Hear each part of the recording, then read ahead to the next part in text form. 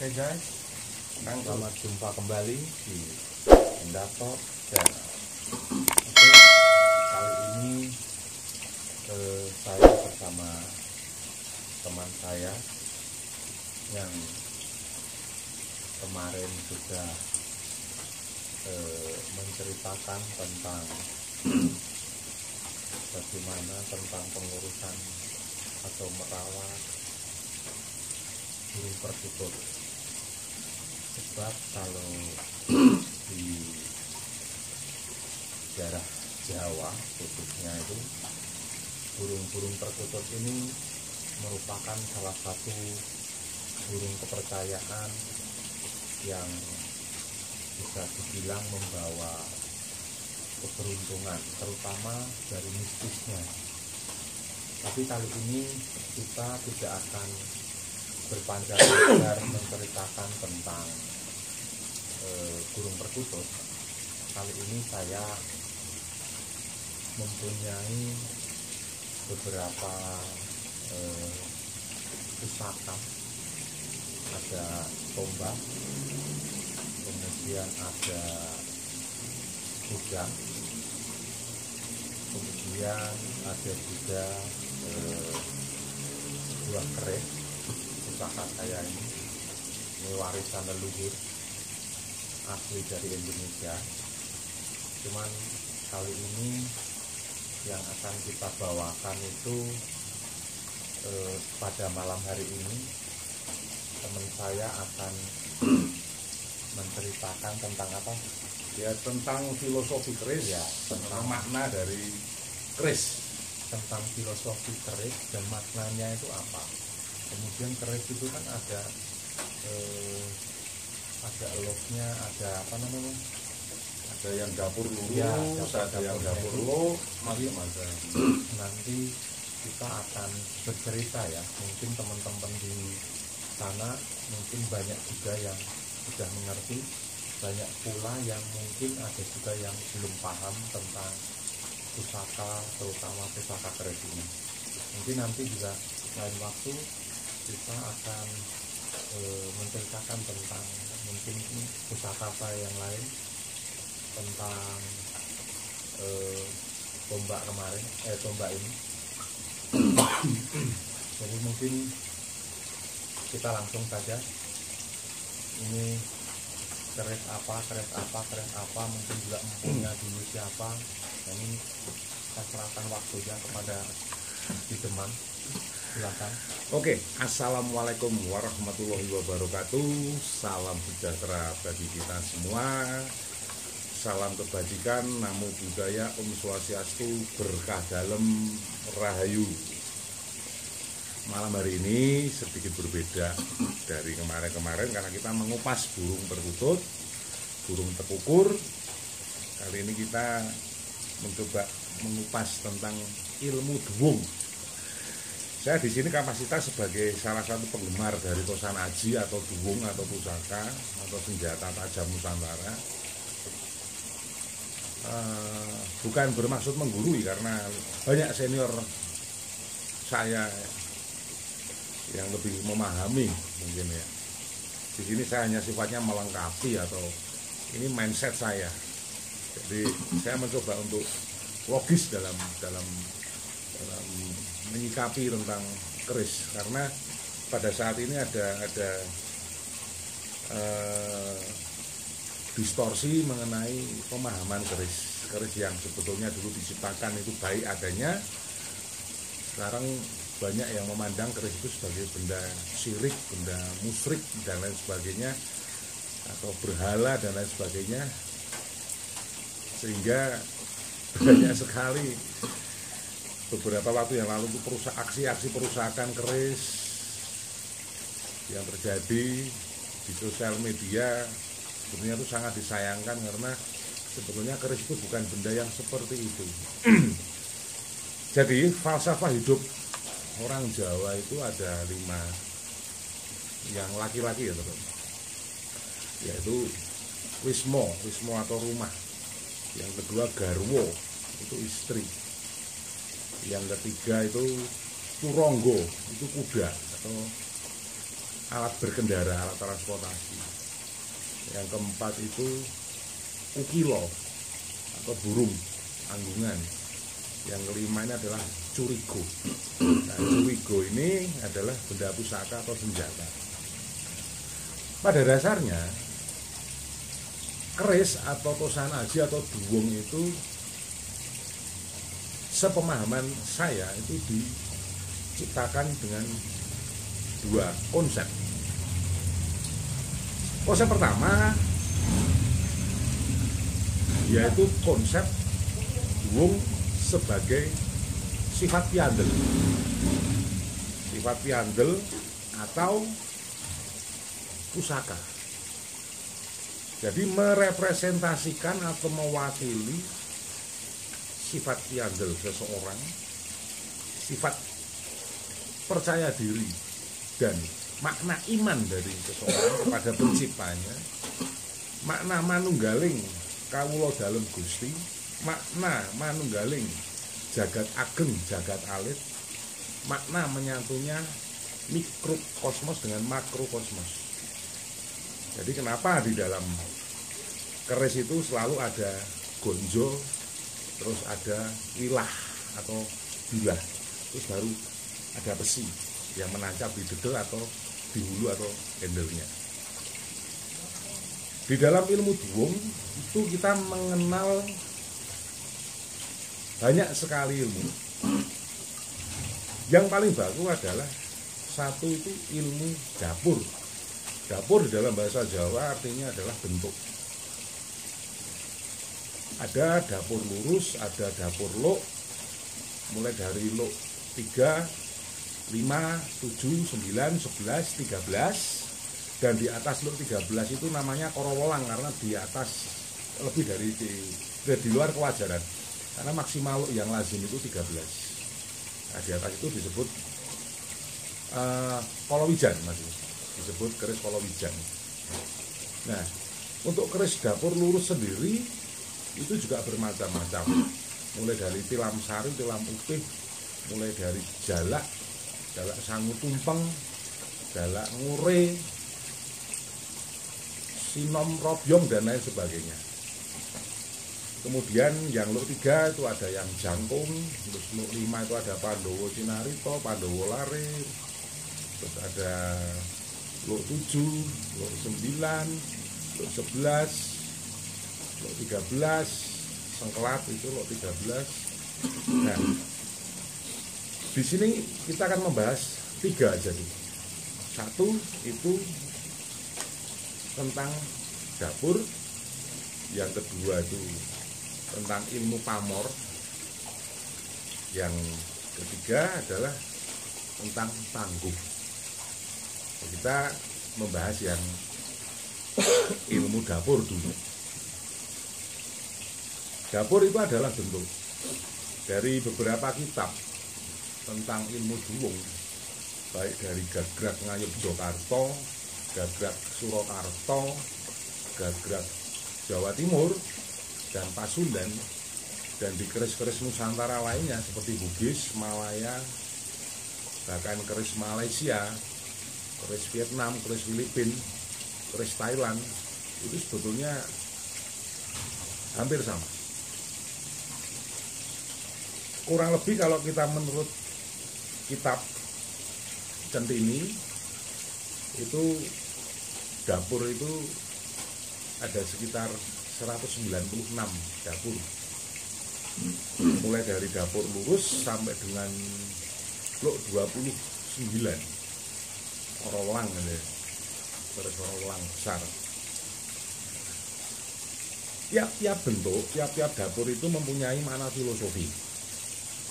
Filosofinya bagaimana si pemesan keris pada waktu itu mempunyai harapan. Contoh, saya sebagai pedagang, saya punya harapan rezeki saya lancar, rumah tangga saya adem ayem, tentrem, bahagia, relasi saya banyak, semua berjalan dengan baik. Nah, saya harus berkonsultasi dengan sang empu. Baiknya saya itu mempunyai pusaka atau sifat piandel keris ini, dapurnya apa. kebetulan saat ini saya memegang salah satu keris. Kebetulan ini rangkanya model gayaman Jogja, bahannya dari kayu gembol jati. Gembol jati itu akar jati tapi yang mempunyai motif yang bagus. Terus handle-nya ini dari kayu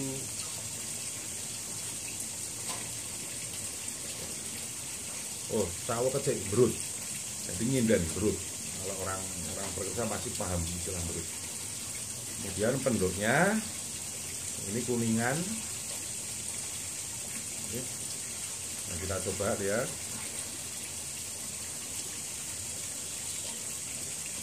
Nah, ini keris lurus. Ini berdapur jalak ngure. Dapur jalak ngure. Dapur jalak ngure ini banyak dipercaya baik untuk mereka-mereka yang jam terbang untuk public relationnya itu tinggi lah ya. Jadi sering berjumpa dengan orang marketing dan lain sebagainya. Nanti akan kita bahas di hal yang selanjutnya tentang pamor. Kebetulan ini pamornya tadi pamor Putri Kinurung. Ini bagus untuk rezeki, untuk tangguh estimasi. Kalau dari logamnya ini tangguh, sama dari pasikutan dan lain sebagainya, estimasi dari era HB, entah HB, tapi ini HB awal ini kalau saya lihat, antara HB 3 HB 4 ini. Nah, nanti saya sarungkan lagi. Ini salah satu contoh keris dapur lurus dengan model warangka. Karena ini kerisnya estimasi dari era HB, maka diberi sandangan model gayaman Jogja. Kebetulan di sini hanya ada model gayaman ya. Sandangan.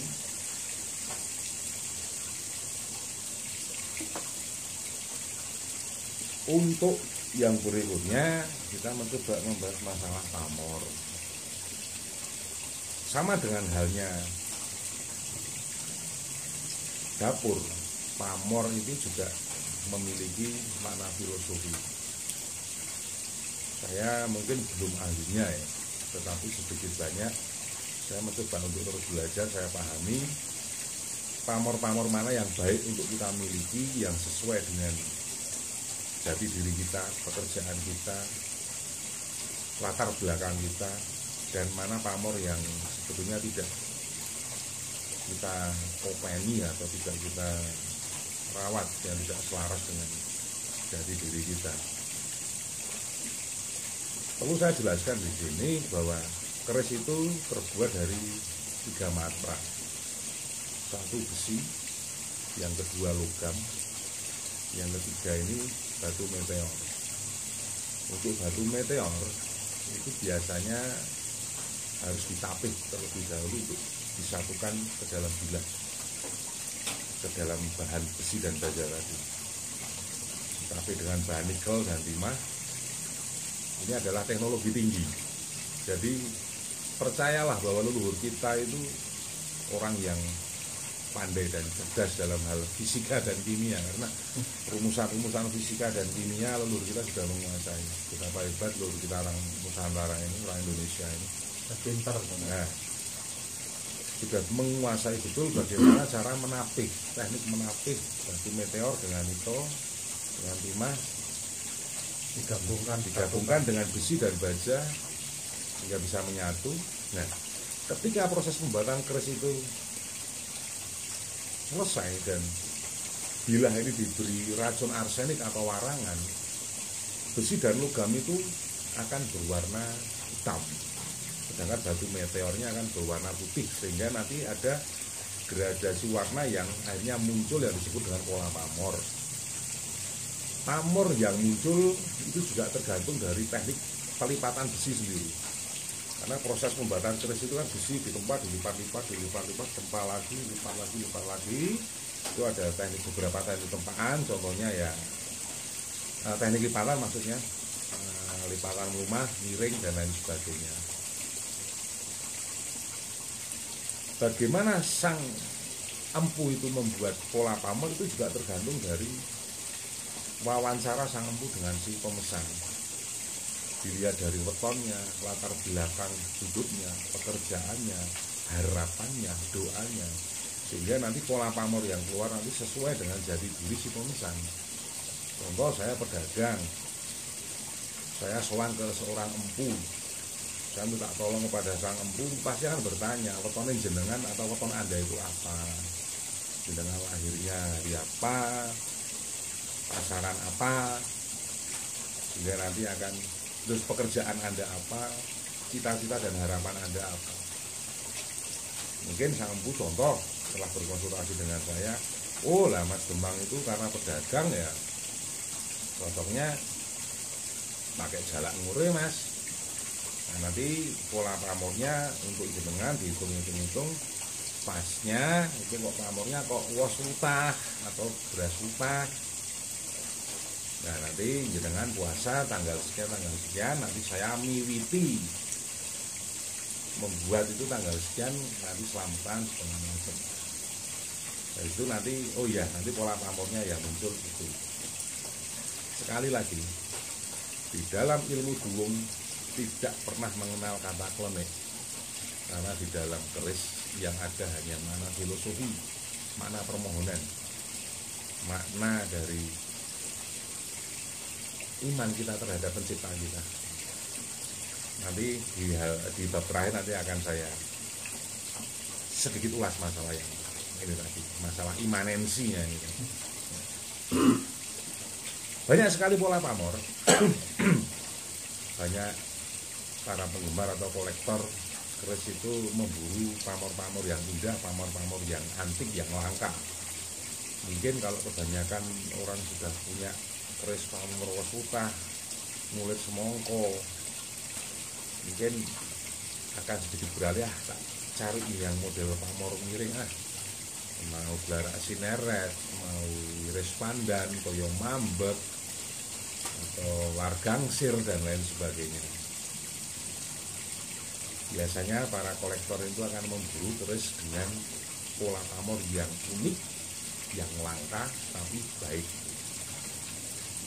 Selanjutnya ini ilmu yang paling sulit sebetulnya. Saya sendiri masih belum begitu menguasai, karena sebetulnya bagi saya ini ilmu yang tidak ada patokannya, yaitu adalah tangguh. Tangguh itu adalah ilmu mengira-ira sebetulnya. Saya tak merokok ini. Tangguh itu adalah ilmu mengira-ira, mengestimasi ini berasal dari era mana.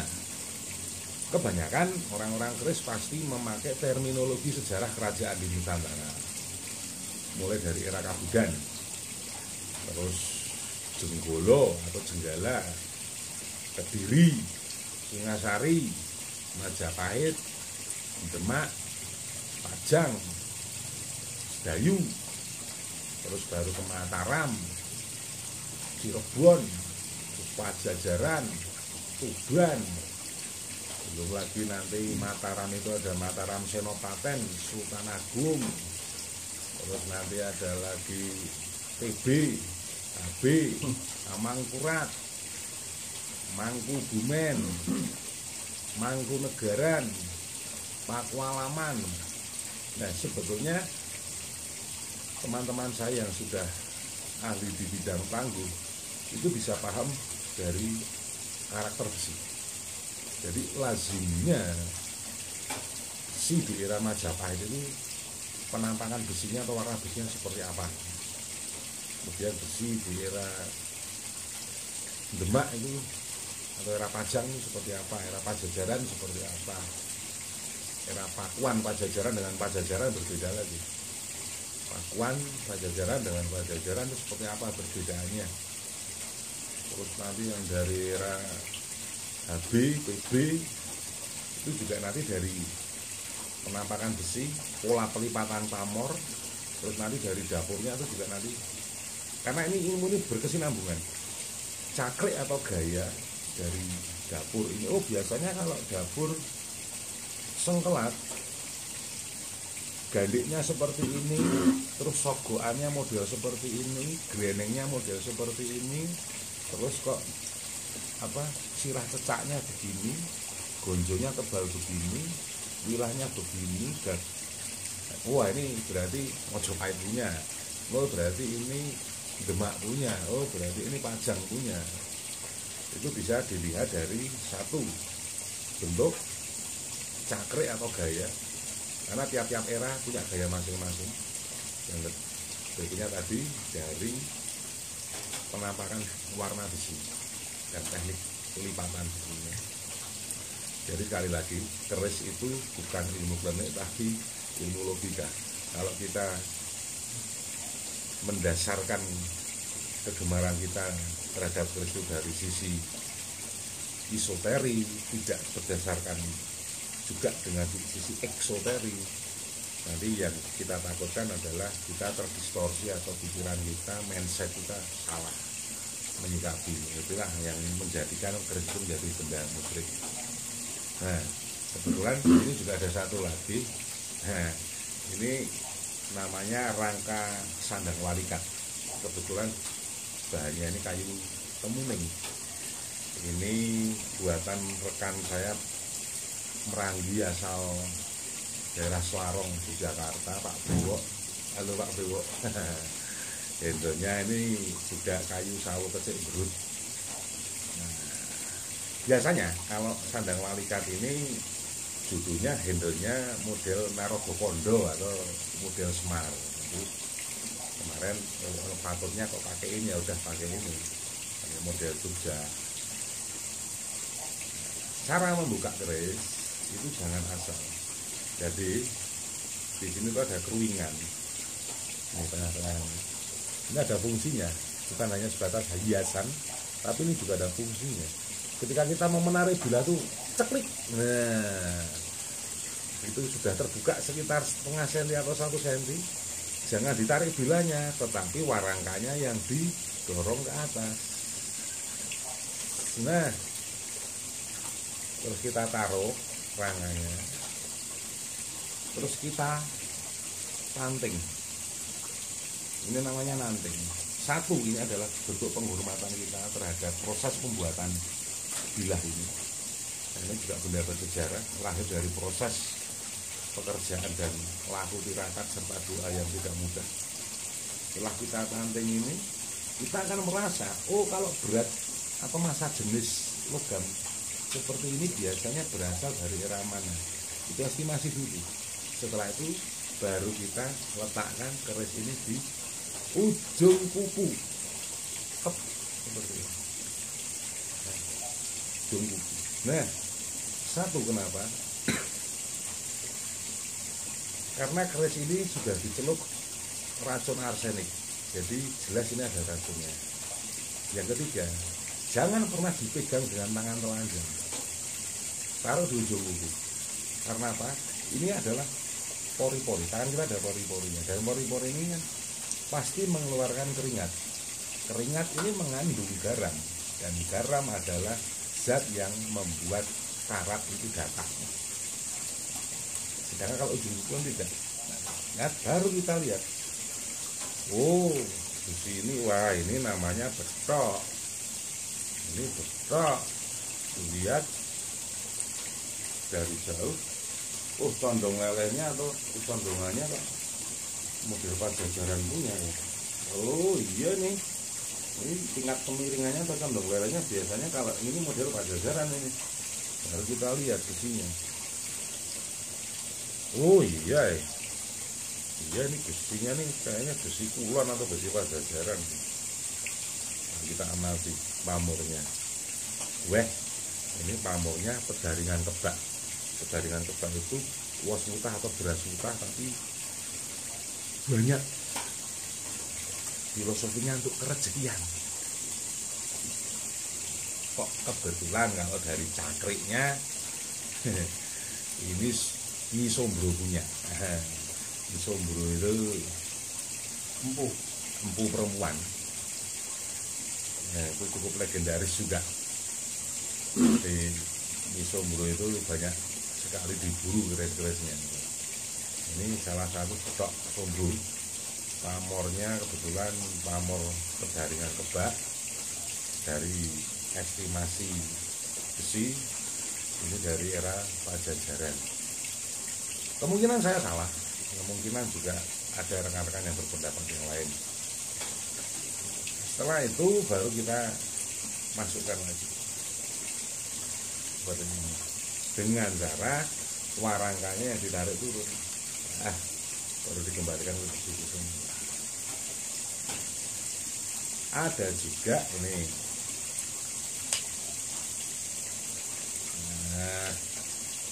kebetulan warangkanya model Gayaman tapi Gayaman Solo. Kalau yang ini tadi model Gayaman Jogja, yang ini Gayaman Solo. Kalau Gayaman Jogja itu di bagian belakangnya itu tetap melengkung, sedangkan kalau Gayaman Solo atau Surakarta itu ujung-ujungnya ada sedikit ya. Kebetulan ini warangkanya dari kayu cendana wangi. Nah, ini dari handle-nya ya, ini handle model Solo dari kayu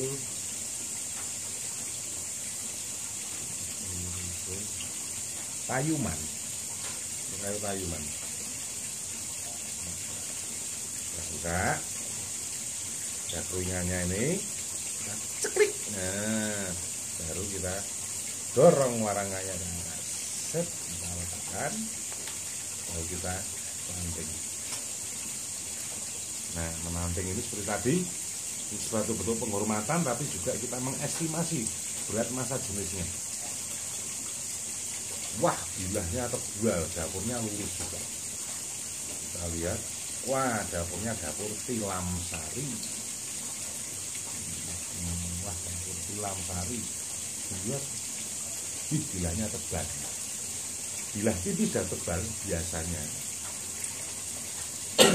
seperti yang di awal saya katakan, ada dua fungsi keris, yaitu satu sebagai sifat piagel atau pusaka, yang kedua adalah sebagai senjata tikam.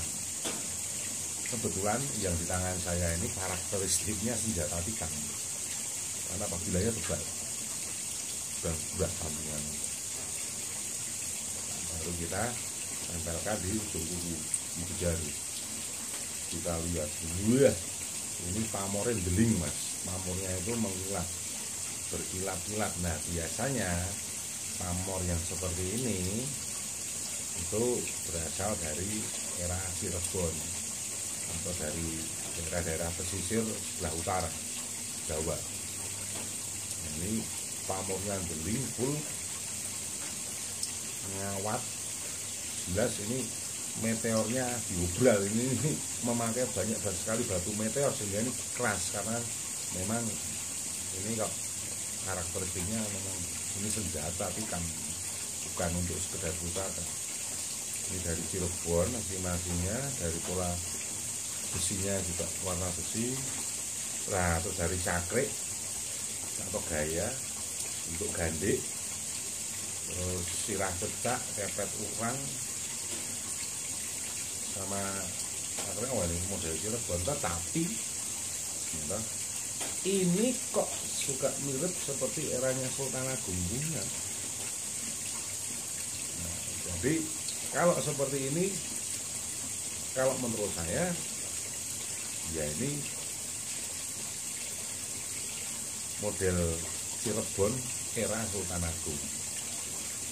Contoh hal yang serupa terjadi pada Tuban Pajajaran atau Tuban Mojopahit, Tuban Mataram. Jadi gagraknya model Tuban tapi dibuat era Mojopahit atau dibuat di era Pajajaran atau dibuat di era Mataram. Hal ini juga sama, ini model-model Cirebon tapi dibuat era Sultan Agung. Kalau kita runut sejarah penyerbuan Sultan Agung ke Batavia juga melewati jalur Cirebon, melewati jalur Pantura. Tidak menutup kemungkinan memang ini terus dibuat waktu itu memang untuk suplai senjata tikam di proses penyerangan Sultan Agung ke Batavia waktu itu. Tapi kalau dari bentuk fisik ini masih kuahnya 95% ya. Kalau dari aura ya, kita bicara aura yang saya rasakan ini belum pernah untuk menikam orang. Ini kebetulan ini dulu dibuat tapi belum pernah untuk menikam. Jadi adem ayem aja. Mari kita masuk lagi. Nah, itu tadi tata cara kita memperlakukan keris ketika membuka dan menutup, kita mengamati, menikmati keindahannya. Ini tadi sekilas saya bicara tentang dapur atau bentuk. Yang kedua saya berbicara tentang makna pamor, itu perwujudan dari harapan kita. Yang ketiga tentang tangguh. Tangguh itu adalah estimasi keris itu dibuat di era kerajaan mana, atau terminologi kerajaan mana keris ini dibuat. Wah, yang paling sulit adalah kalau kita sudah pakai yasan atau ini handmade nyampu siapa, itu lebih tinggi lagi. Nanti suatu ketika saya akan coba bicara di channel ini ya tentang yasan. Nanti kan kita harus tahu ini empu supo, supo Mandrangi, supo Buyo, Joko Suro, ya kan?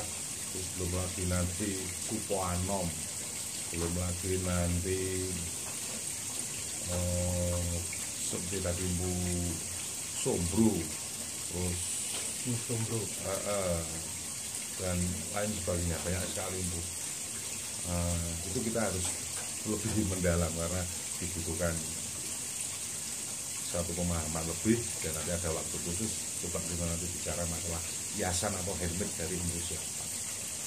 Nanti kalau pas saya di Magelang, beberapa keris saya itu sudah akurat, oh ini hiasan empu ini, oh ini hiasan empu ini, oh ini hiasan empu ini. Nah, seperti tadi yang saya katakan di akhir ini, nanti saya akan berbicara sedikit masalah makna dari bilah sedikit saja. Kita buka yang model Jogja.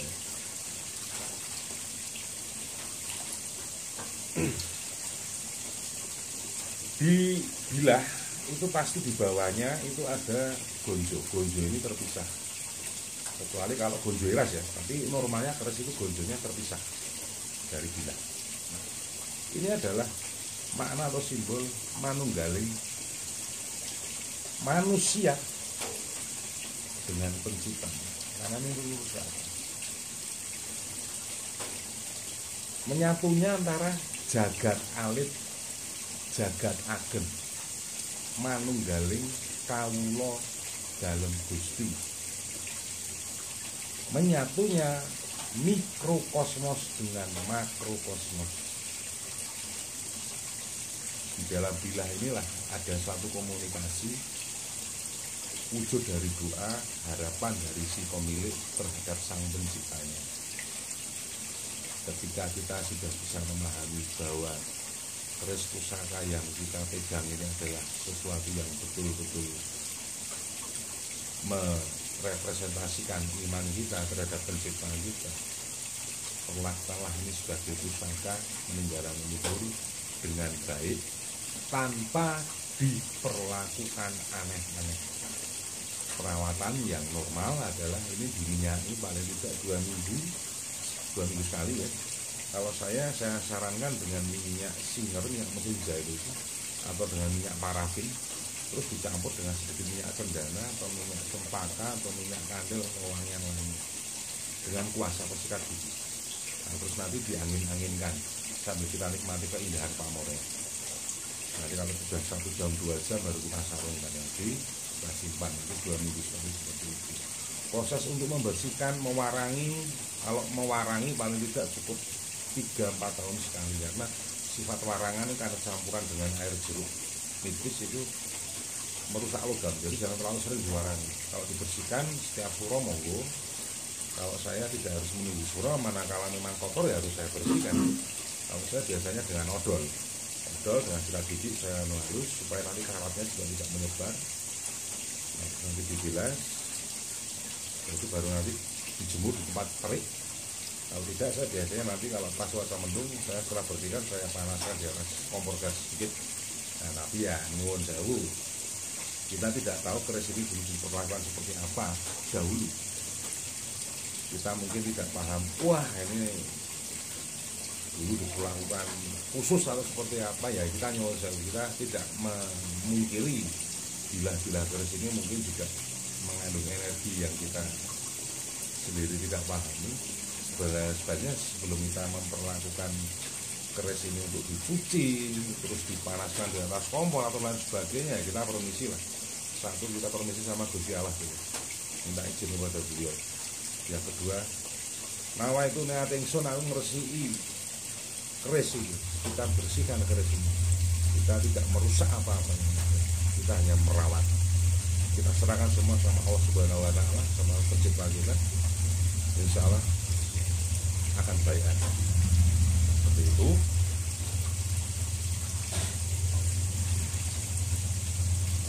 Sebagai penutup, saya sarankan untuk rekan-rekan penggemar Tosan Haji, kita harus bisa menep dengan diri kita, emosi kita, dengan usaha yang kita punya. Karena apa? Kalau kita sudah bisa menep atau mancing dengan usaha kita, biasanya Tuhan itu akan memberikan satu pertanda itu terhadap kita itu dengan waktu yang cepat.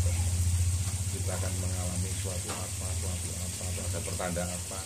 Sama halnya dengan burung perkutut, kalau kita bukan musyrik ya, kita tidak pernah menyarankan panjenengan untuk menjalin komunikasi dengan makhluk astral yang dipercaya orang sering tinggal di bilah keris pusaka ini. Jangan pernah sekali-kali kita mencoba untuk menjalin komunikasi dan minta tolong. Ini adalah hasil dari tirakat, hasil dari kerja, hasil dari pencurahan jiwa seni dan pengetahuan leluhur kita di masa lalu. Kita hargai ini sebagai proses budaya, budi dan daya. Tuhan yang memberikan keris ini sebuah kekuatan, makanya kita harus sambatnya kepada beliau yang membuat semuanya. Serahkan kepada beliau, makna filosofinya ini yang kita pegang. Insya Allah nanti alam dengan sendirinya atau semesta dengan sendirinya akan membantu kita, asal kita berikhtiar. Dan yang jelas, mau punya 1000 pusaka yang katanya bisa bikin kaya, kalau kita nggak kerja, ya nggak akan bisa kaya. Kecuali punya banyak keris dijual, kayak saya, bakul keris dan bakul perkutut bisa jadi duit. Gitu, saudara-saudara. Oke, saya itu tadi tentang sedikit cerita tentang sebuah pusaka asal usul yang dari benar-benar dari leluhur kita.